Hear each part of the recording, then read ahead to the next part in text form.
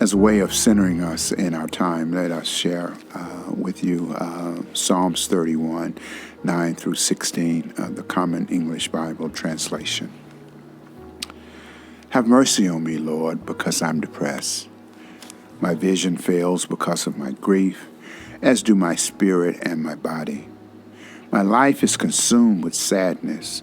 My years are consumed with groaning. Strength fails me because of my suffering. My bones dry up. I'm a joke to all of my enemies, still worse to my friends. I scare my friends, and whoever sees me in the street runs away. I'm forgotten, like I'm dead, completely out of mind. I'm like a piece of pottery destroyed.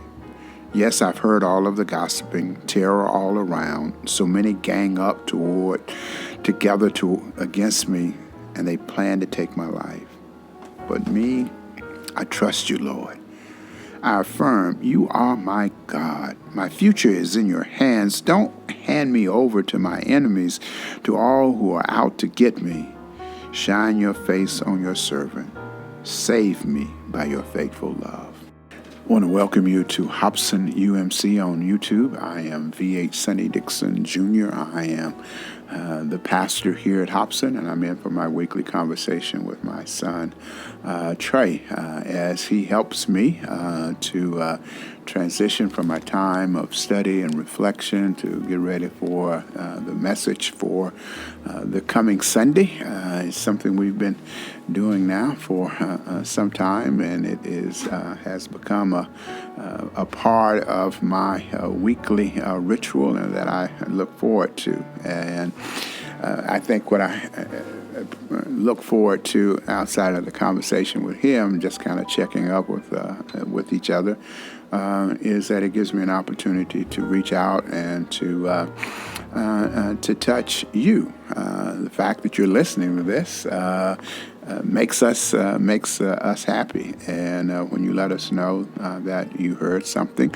that may have been a comfort to you at a time when you needed it, or something that may have challenged you to look at the Word in a different way.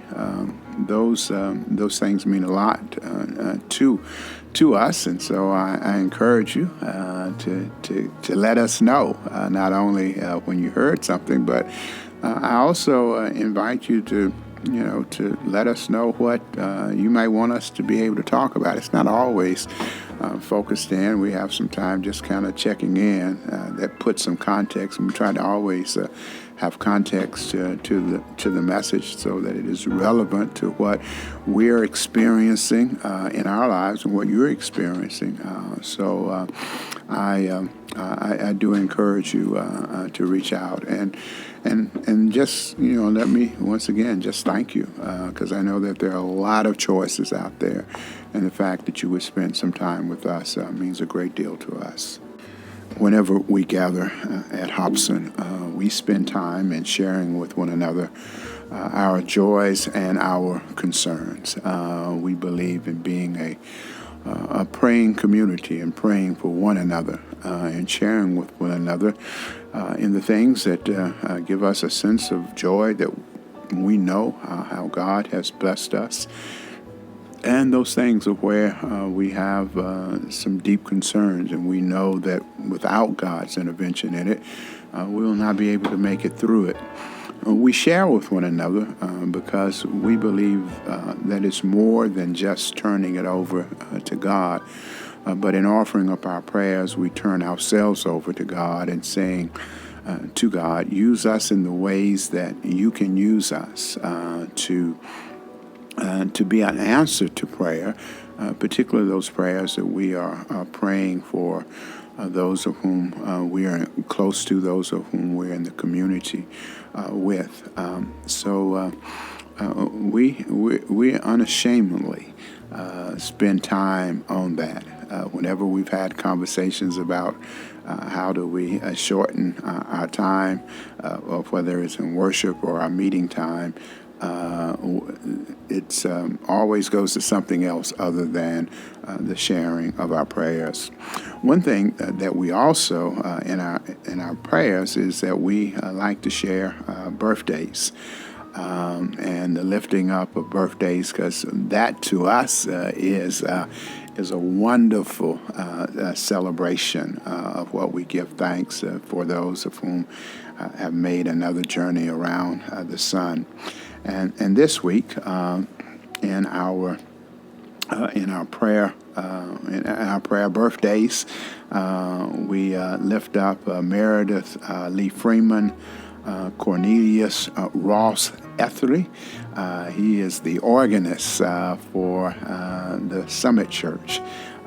Kay Chavis, Gail Hutchison, long time, knew these young fellas when they came into the world: Rashawn and Roland Barber, Sherry Jones, Michael Russell, Vernon Stern, Beth A. Richardson, dear friend Herschel Warren, Patricia Etheridge, Kenyatta Tidwell, Kenneth Askew, Board Andrus, Vicky Crawley, Dr. Tim Bias, Linda Coakley, Pam Cannon, Evelyn Daniels, Catherine B. Miller, longtime dear friend Libby Lawson, Vera Finley, Sean Sanders, Melanie Campbell Moorhead, and I saved this last one because it is indeed a special birthday and indeed an honor to send out a birthday shout out to the Reverend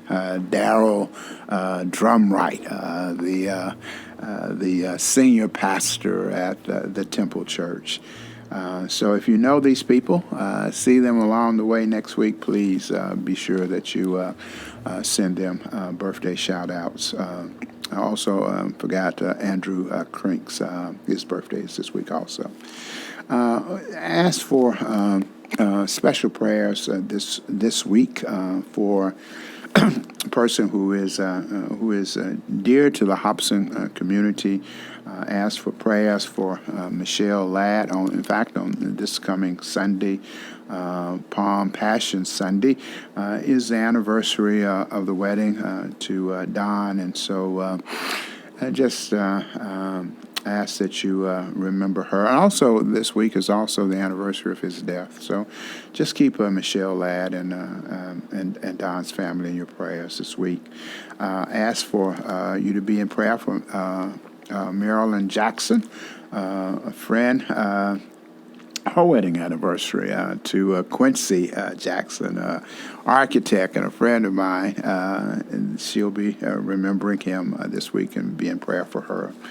And then I asked for prayers for some friends of our congregation and a former member of the congregation in one case. Their mothers have birthdays this week, and so just ask that you lift up Tony Smith in the Evelyn Kittrell, his mother, was very dear friend. We rode the bus together, and we always had a great time. Latasha Pointer, and then Nicole Smith, her mother, Alice Nance's, her birthday would have been this week, so ask that you remember them. And then I asked for prayers for the family and friends of Shirley Mitchell.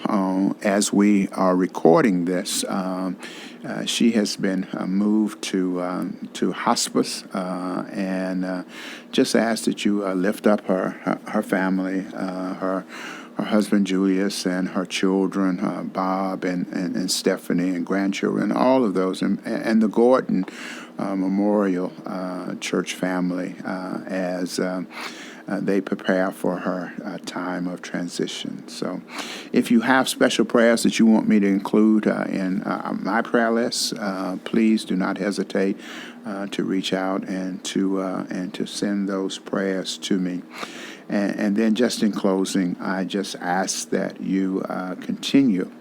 I know that each of you, and I don't have to ask any of you, because I know that you are praying for our city and for our community in the shooting that occurred and the loss of life, in particular the fact that there were three children, all 9 years of age, who were gunned down this week, and our city is in the process and has started the process for grieving and trying to come up with answers. And so I know I don't have to ask you to do that, but I just want all of us to continue to lift them up.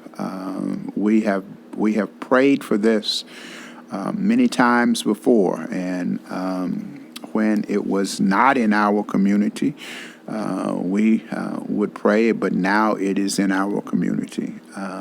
Yet another shooting in a school. And not only are we praying for those of whom, for the students and for the staff and that were at the Covenant School, but we're also praying for the family of the one who was the perpetrator of this, and for all who have been affected by this act, and we pray for healing to come and for clarity for all of us as we seek to move beyond it. Well, Trey, this coming Sunday is what we call, and normally would be for us in this place, Palm Sunday, but it's also can be an observant of the Passion Sunday. As I say, historically, we have done the palms, and we will have palms here. But with all that is going on within our community, and because of just how we will be doing and looking at Holy Week that is coming up, I am at this point leaning toward just doing the Passion, Sunday, and lifting that up. I am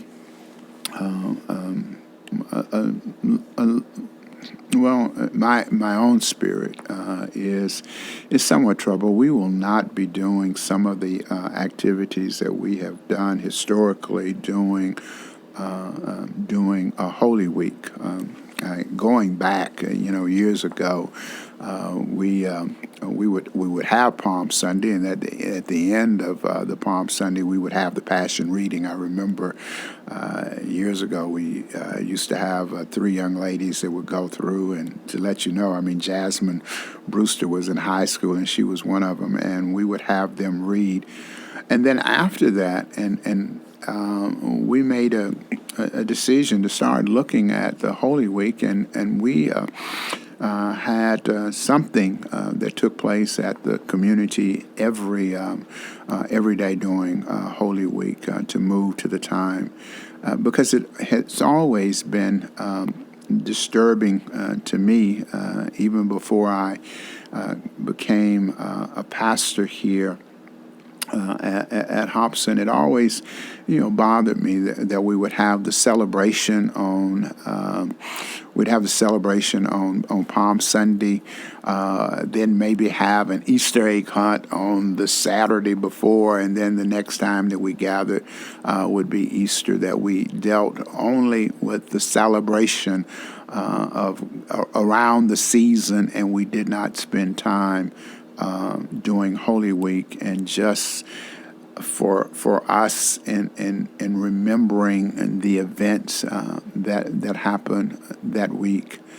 And so this week, I'm just going to encourage us to do some time and to spend some time in reflecting and just thinking about the events, placing ourselves in those events, and kind of seeing and asking ourselves the question, how would we, if we had been there, how we would have responded, because we move from a place of the celebration where the crowds are shouting for Jesus when we come into Jerusalem, as we are waving our palm branches and celebrating to that Friday when he is all alone, and all of those of whom along the way who had pledged that they would be with him had gone by the wayside.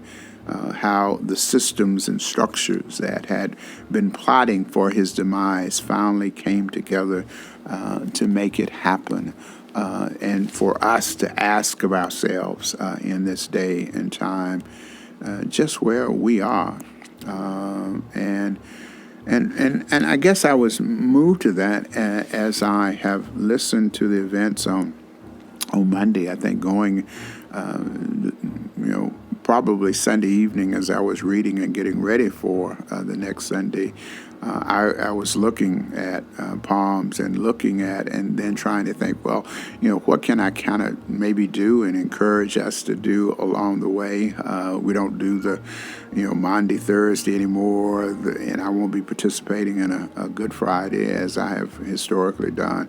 And so I was kind of thinking what I could do. And then on Monday, as I was in the midst of getting oil change, and the news started coming over my phone and over the radio with regards to the shooting. And as even afterwards, I was leaving, and none of the details, just noticing that there were no police presence, no at all on the street, because it seemed like all of them had gone to the Green Hills area and to deal with what was going on that we would later find. And as I was driving around and as news was coming through and people were calling, people from other places and wanting to kind of have the information and asking, and as we were all just kind of lamenting and reading in the scenarios and imagining, what probably happened, because we did not have the details, only to later find out. It just did not. I just wasn't in a celebration mood, and have not been. And has even been more to the fact as I have listened to people and as people have talked about, what needs to happen, and just within me that whole sense that, we always are talking about what needs to happen after something happens. And we get more, it seems like we get more energized when it happens in our home, but yet it keeps happening and happening and happening. And there's not the analysis of asking, why is it that we're not responding in different ways? And from that standpoint, I think it does invite us, and Holy Week does invite us to take a critical look, a deep introspective for ourselves, and just to see how it is in this day and time with all of the stuff that's going on, how we contribute, how we participate, or even how our silence might somehow impact that. And I don't want to necessarily just kind of suggest to people, okay, this is the answer for that, because I think all of us come from it from our own different perspectives and of what we've done and have not done, or how we have interacted with the events. And so I just don't think that I'm going to go with the raising of the branches and the shouting of Hosanna that our King has come. And I probably at this point will probably just have a few words that I will share with regards to the verses I read for our centering time for this recording. I'll go back to Psalms 31 and share those words that which is this psalm of the Psalm of Lament that is a part of, and the invitation for us in the Passion. There are, generally in a lament in the Psalms that has that. It generally has like 5 parts of it. Generally, there's an invocation where the psalmist asks for the presence of God. We'll have an invocation, a call to worship as we normally have it. And then there is the lament. It's outlined with that where the psalmist, tells God, what's wrong and the situation that they find themselves in. And what prompted the psalmist to pen these words and to share these words. And then after that, there comes this petition of where the psalmist then states what they want from God, and sharing of how they have been oppressed and how they feel and what causes that.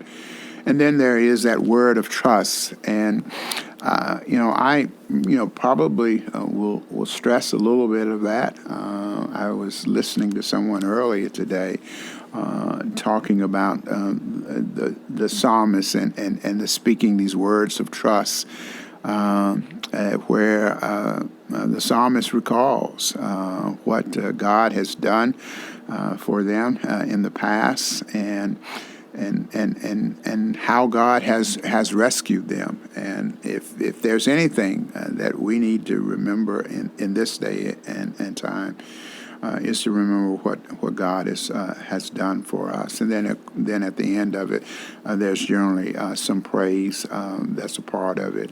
The verses that are lifted up for us in 9 through 16, we don't have the invocation and we don't have the praise part of it. It does outline the lament and where the psalmist, is saying to God, that I'm in bad shape, and things are not going well, and I need strength. And then that's in like verses 9 through 13.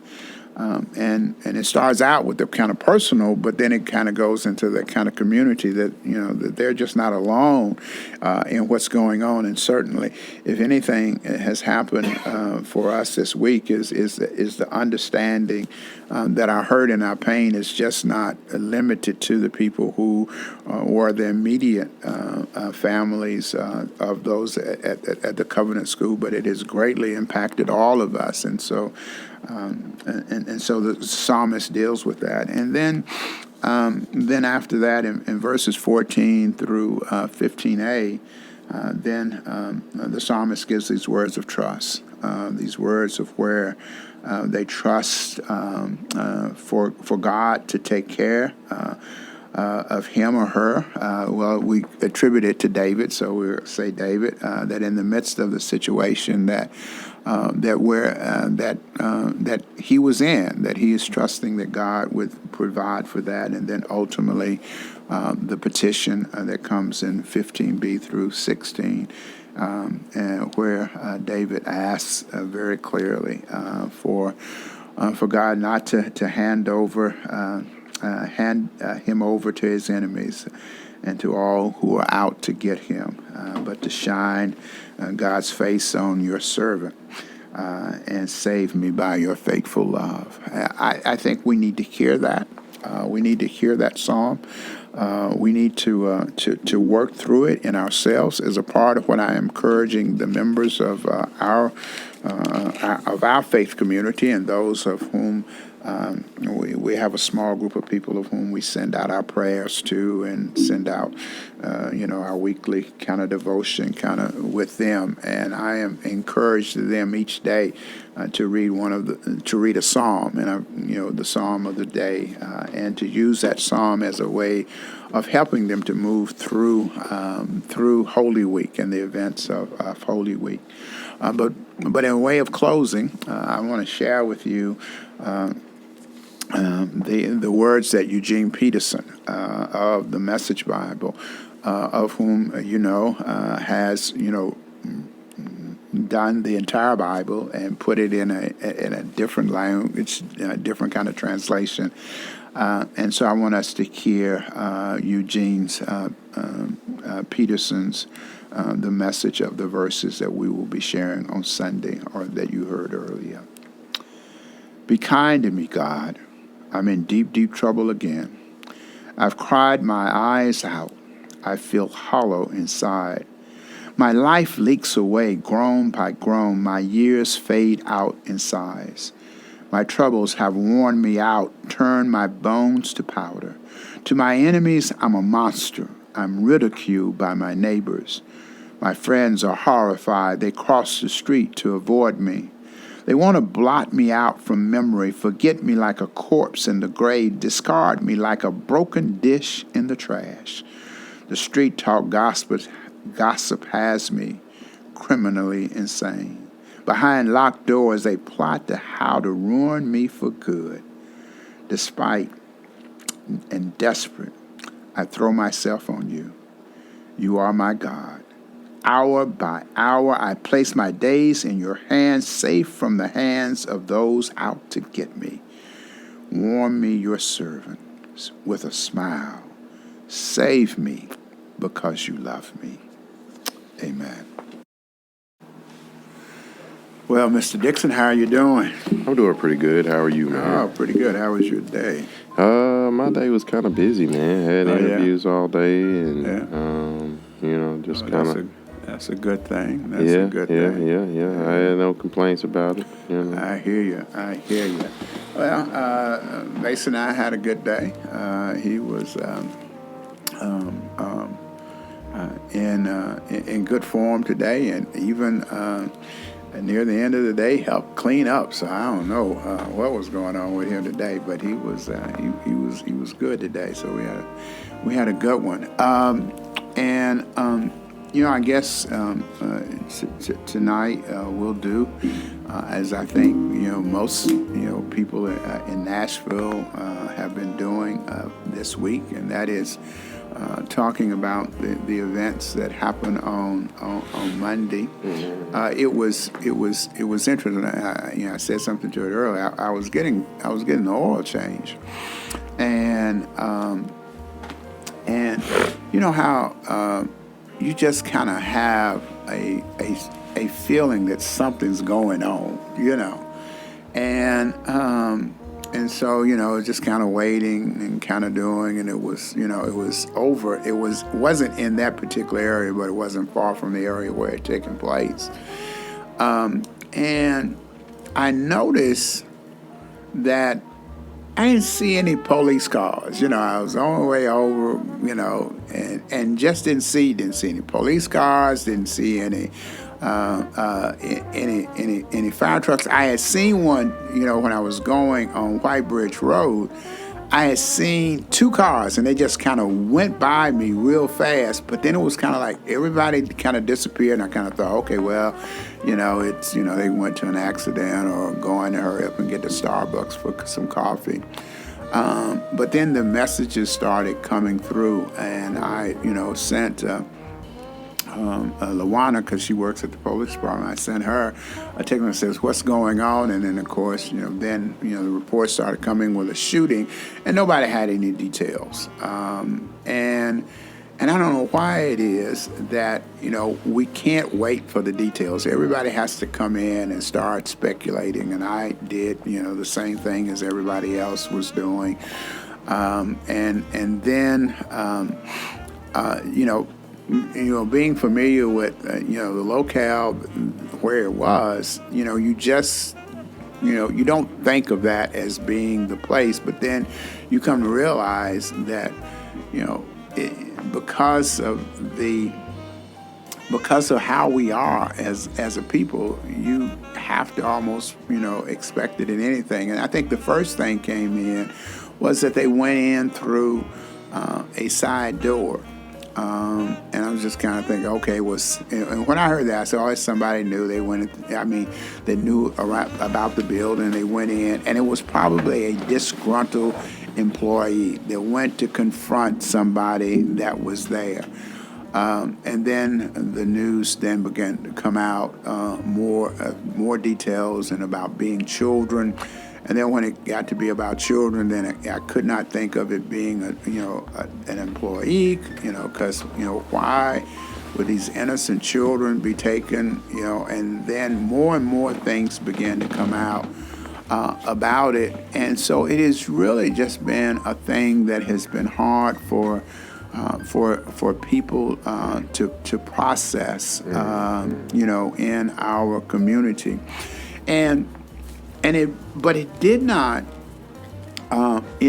really hit me until yesterday on Wednesday, when I was dropping Mason off, and when I went to get Mason off, there was a lady opened the door for me, and I first thought that she was just she had dropped her child off and was just opening and holding the door, and I kind of, oh, thank you, But then by the time I got ready to come out, she was still there, and now a man was there, and then there's that back door that's normally open and they come through. Then it was two people, and it was later that I found out, because Brittany called and said, how did it go this morning? I was like, oh, it went all right. She said, well, they are changing, the procedure. And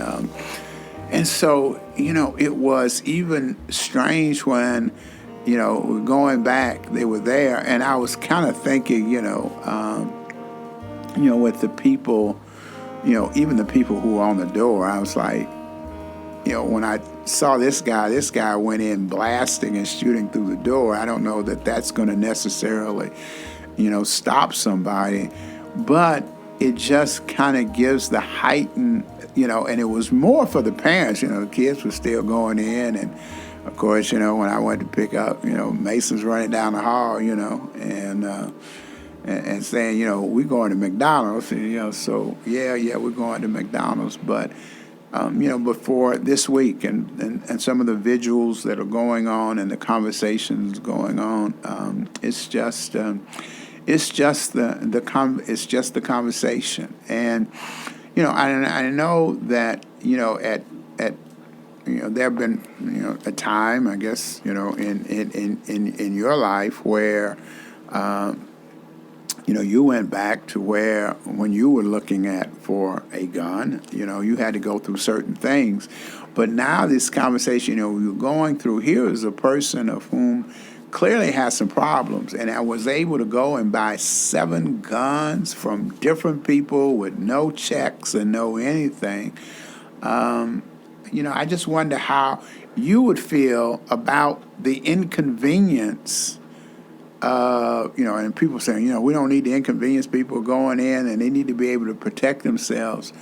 But when we consider, that we just got people who can go, and we don't have any way of being able to, to check to see whether or not, because clearly if he was, receiving, he was under some care because he has some emotional disorders. Surely that should have been a flag of something, that when you're going in. And then the other thing, well, I'll just let you respond, and then I'll respond to another. Sure. I was having a conversation about the guns, and I'm one that has a unpopular opinion about that. That gun control doesn't stop crazy, doesn't stop evil. right? That I forgot what the statistic is, but somewhere in there, it's like more guns than it is people in the United States, right? So, if you want to get a gun to do something crazy, it's not saying that, oh, okay, we're going to pass this law to get whatever to stop. I don't think that is the proper thing to do that.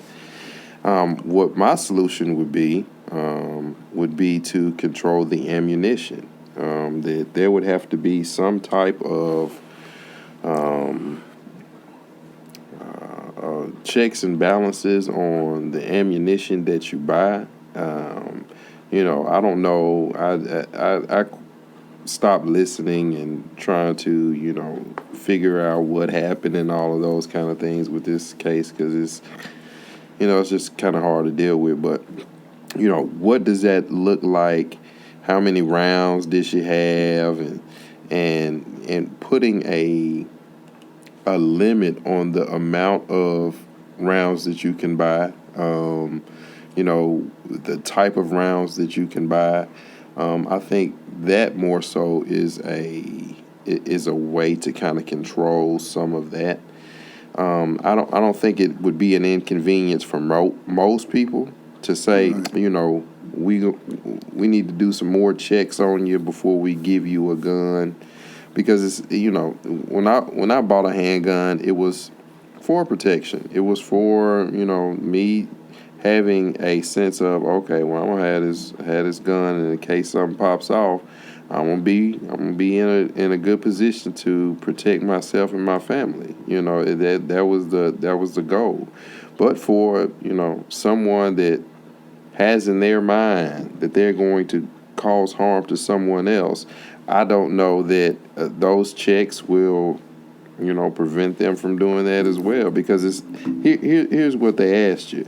It's on a form that you have to fill out, and they say, the various questions. I don't know them. Have you ever been convicted of a felony? Have you ever, do you have mental health issues and all of this and all of that? So if you want to get a gun, you're gonna answer the questions how you want to answer the questions to get the gun. So, to say, oh, okay, well, I got to go to a psychologist. They had to sign off on it. I had to take it to the gun store. But I just think that is, that's unrealistic that would actually be the process. But to say, we're going to make the ammunition so inconvenient for you to purchase that ammunition, I think might be a part of the control system that they need to look into. What about banning assault rifles? Well, I don't have an assault rifle, so that but I'm just saying, because when you have a gun that in 10 seconds can unload 100 bullets, then you need a whole lot of bullets. And I don't know, for people of whom it's hard for me to think that I'm, because people say, well, I go hunting, I do this. I mean, who's shooting a deer with these assault rifles? Right. I mean, there's other hunting, but besides deer hunting, but that you need an assault rifle. What kind of hunting you need? Again, assault rifle for protection is one thing. To say that you're gonna walk around with an assault rifle is your means of protection. It's like I can't, begin to say one way or the other if that's appropriate or inappropriate, if that's what you want to do. But I think, having the focus and saying it's the assault rifle problem, I think that is, not really a problem. I hate to say this. It's not a problem that you can combat to prevent somebody from doing that kind of thing. It's not. It's not. It's not. It's not. It's not. You can say pick one side of the fence and say it's the assault rifles, but I think it's more so how do we talk and communicate with each other in a way that this isn't a normal thing across the country. Yeah. And I mean, you could look at other countries in the world, and this isn't an issue. This isn't an issue, and maybe it has something to do with the amount of guns that are in the United States. But again, and I won't even say mentally ill. That to me is not a safe place, because there are some people that deal with mental illness that I know that have not gone into a place and shot up people. You know what I mean? Well, yeah. So there has to be something else that we're able to do as a society, and as as Christians, to kind of figure out a way that this is, not the norm. So I don't know. Yeah. I don't know. Man. I mean, it is. What is it? What you got going on over there? I don't know. I put my phone down and clicked it on. So, yeah, I don't know. We just find ourselves, and when we see the pain, and when we have, and for me, the where I struggle the most is when it appears to be a more of a people just want to avoid the conversations of working through. And I think you put it, you got it there. I mean, how do we change the language? How do we change how we interact with one another?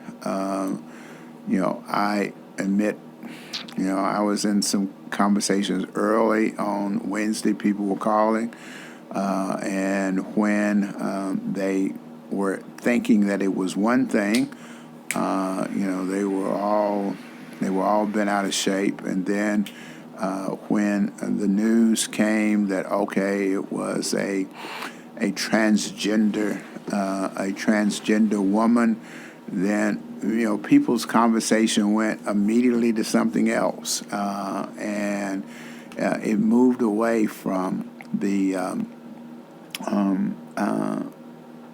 people who are hurting, and the lives that were lost, and the children, and we got more into the to the political and the social commentary on our times as to what creates people and makes people go off and do these kind of things, and yet we don't want to talk about how it is that we get the kind of resources in place. I found it interesting. I think it may have been Wednesday when late Tuesday or early Wednesday when I found out that the young lady that was called, a friend, the teammate.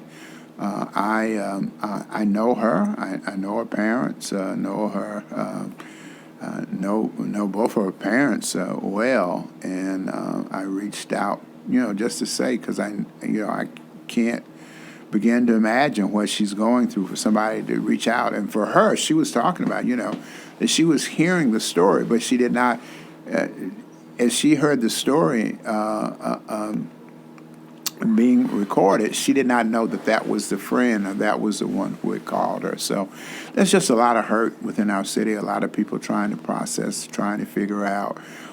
And I just want to encourage us all, because while that's going on, a lot of people are dealing with a lot of other stuff. And as we go through this time of Holy Week, where we tend to turn to the power of death and power and the obsession with power, we need to step back and to be aware of our community and aware of the people around us and the kind of hurt that is going on and how it is that we might be able to respond to that. So that's kind of the challenge we're going into Holy Week. We'll see how it kind of plays out. So, but thank you for sharing.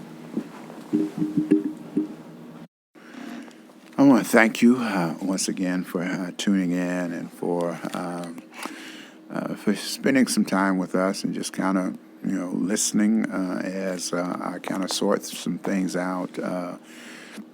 Just a difficult and trying time for all of us. We're praying for one another, and certainly ask that you join me in praying for one another, praying for me, praying for all of us in this community as we sort through where we go, and particularly in the light and the backdrop that we have of this week on Holy Week.